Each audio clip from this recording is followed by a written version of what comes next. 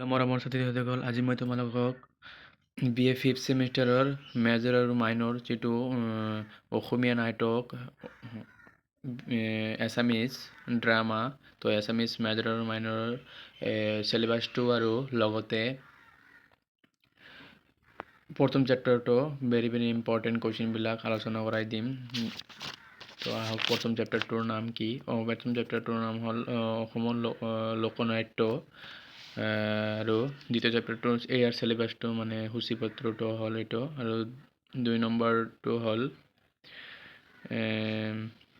শংকৰদেৱ পৰিচয় ধৰণ, মাধৱদেৱৰ পিম্পৰা গুচোৱা, গোপাল আতা জন্ম যাত্ৰা। আৰু তৃতীয়টো হ'ল গুণাবিৰাম বৰুৱা। আৰু তাৰ পইণ্ট যিটো মানে 3 নম্বৰ গোটৰ দুটা পইণ্ট আছে, মানে দুটা চেপ্টাৰ আছে। জ্যোতিপ্ৰসাদ আগৰৱালা, কাৰংগৰ লিগি ৰি। আৰু চতুৰ্থ হ'ল অৰুণ শৰ্মা আহাৰ। আৰু তাৰ দ্বিতীয় পইণ্টটো হ'ল প্ৰমেশ দাস, হনুমান সাগৰ বান্ধা চাও। তো ইয়াত প্ৰথম চেপ্টাৰটো ইয়াত আলোচনা নকৰোঁ, যিহেতু বহুত ডাঙৰ চেপ্টাৰ হয়। দ্বিতীয় চেপ্টাৰটো মই আলোচনা কৰি দিম। আৰু তোমালোকে চিলেবাছটো জানিলে, এইটোৱে মেজৰ আৰু মাইনৰৰ চিলেবাছ হয় অসমীয়া নাটকৰ। তো আহক 2 নম্বৰ চেপ্টাৰটো আমালোক আলোচনা কৰোঁ। 2 নম্বৰ চেপ্টাৰটো কি কি আছে মই দেখাই দি আছোঁ।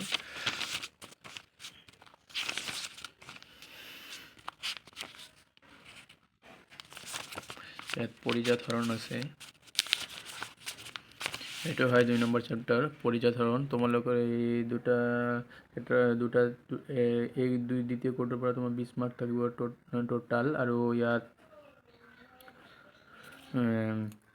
দুটা চেপ্টাৰ মানে দুটা পইণ্ট থাকে দুটা বোৰ্ডত। তো এক নম্বৰকীয়া প্ৰশ্নবিলাক তোমালোকে চাই লোৱা ভালকৈ। এইটোৱে তোমালোকে বহীত নোট ডাউন কৰি লিখি ল'বা।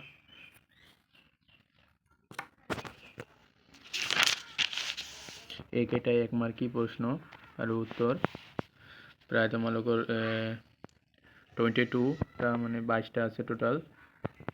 আৰু এইটো ভেৰি ইম্পৰ্টেণ্ট। শ্ৰীমন্ত শংকৰদেৱৰ ৰচনা কৰা অংকীয়া নাটক কেইখন কি কি? তো অসমীয়া নাটকৰ জনক মহাপুৰুষ শ্ৰীমন্ত শংকৰদেৱে মুঠ 6খন অংকীয়া ৰচনা কৰা। সেইকেইটা হৈছে পত্নী প্ৰসাদ, কালিয় দমন, কলি গোপাল আৰু আছে, তোমালোকে চাই ল'বা। এইটো অতিকৈ ইম্পৰ্টেণ্ট আৰু নাই 2 মাৰ্কৰ। আৰু ৰচনাধৰ্মী প্ৰশ্ন উত্তৰবিলাক। পৰিচয় ধৰণ নাটক মূল আৰু বিষয়বস্তু সম্বন্ধে আলোচনা কৰা। এইটো ভেৰি ইম্পৰ্টেণ্ট কুৱেশ্যন হয়, তোমালোকে কিন্তু চাই ল'বা। আৰু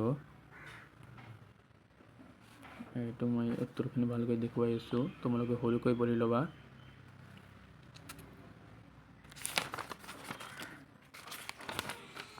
আৰু আছে তোমাৰ এইখিনি বহুত ডাঙৰ আছে এই প্ৰশ্নটো আৰু উত্তৰটো। আৰু 2 নম্বৰ পৰিচয় ধৰণ নাটকখিনিৰ সাধাৰণ আলোচনা কৰা। এইটো ইম্পৰ্টেণ্ট নহয়, মই ইম্পৰ্টেণ্টটো তোমালোকক আলোচনা কৰি দেখাই আছোঁ। আৰু আছে তোমালোকে শংকৰদেৱৰ পৰিচয় ধৰণ, এইটো হয়, এইটো ইম্পৰ্টেণ্ট আছে। শংকৰদেৱৰ পৰিচয় ধৰণৰ কাহিনীভাগ লিখা। এইটো তোমালোকে ভালকৈ চাই লোৱা। 5 মাৰ্কৰ কাৰণে বেছি পঢ়িব নালাগে, 3-4 পেজ লিখিলে হৈ যাব। তোমালোকে ইয়াৰ পৰা সুন্দৰ যিখিনি মনত থাকে তোমাৰ পঢ়ি পিনে এইখিনিয়ে লিখি দিবা পৰীক্ষাত। আৰু গোটেইখিনি মনত নাথাকে, যিখিনি মেইন পইণ্ট হয় এইখিনি তোমালোকে তুলি দিবা। 4 নম্বৰটো হ'ল পৰিচয় ধৰণ। এইটো ইম্পৰ্টেণ্ট আছে, তোমালোকে চাই যাবা। পৰিচয় ধৰণ নাটকৰ মূল কি আৰু ইয়াত শংকৰদেৱে মৌলিকতা কিদৰে উঠাইছে আলোচনা কৰা। এইটো ইম্পৰ্টেণ্ট আছে, তোমালোকে চাই লোৱা।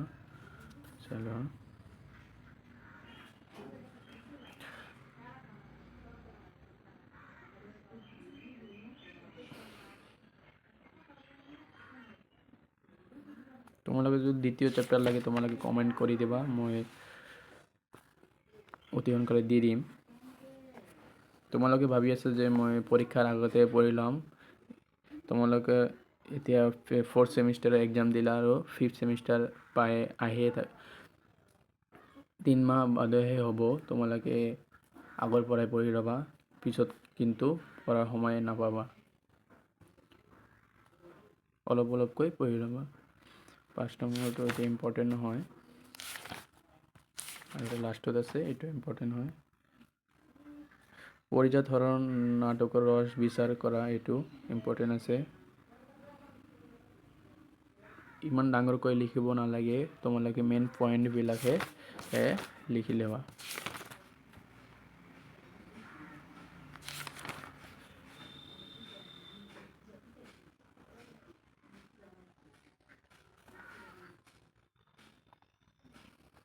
তোমালোকে চেনেলটোত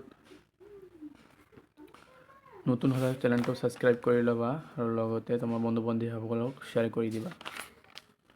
আৰু যি প্ৰশ্ন থাকে মনত মোক কমেণ্ট কৰি জনাই দিবা, মই সলভ কৰি দিয়াৰ কাৰণে সহযোগিতা কৰিম।